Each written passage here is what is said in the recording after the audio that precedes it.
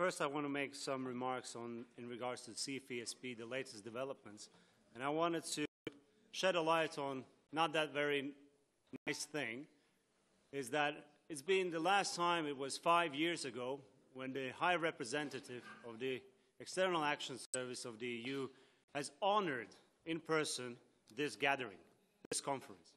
2018, that was the last year when the High Representative of EU talked to the national parliament representatives on the matters that relates to common security, defense policy, and foreign policy. I think that also is food for thought.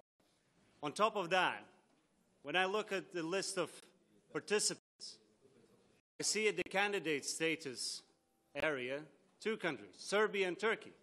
Interesting, especially the latest developments in the Balkans. But no representatives from Ukraine, no representative from Moldova. What is that? I don't think that is something that on Ukrainian side they didn't want it to come. Is that intentional? Or there is an error of those who are organizing this gathering?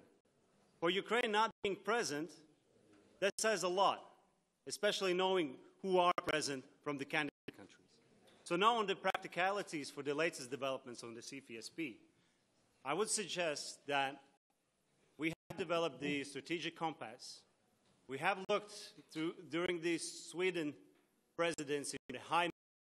Now we are looking with Spanish on the global south.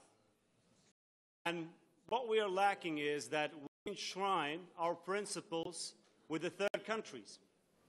So if we have the development assistance with the African continent and the countries, it has to be reviewed. Because what we are witnessing right now, the great exodus from Africa in Italy, that is no coincidence. That is modus operandi of Russia in Sahel, and that is not because of EU presence in Africa. So last but not least, of course, is the trade agreements. Do we enshrine our principles in the trade agreements as well? We stick to those around there are right now.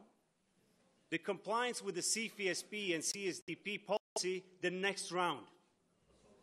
If that is not met, there is no talks for the future accession. Thank you. Gracias, señor Kols. A continuación.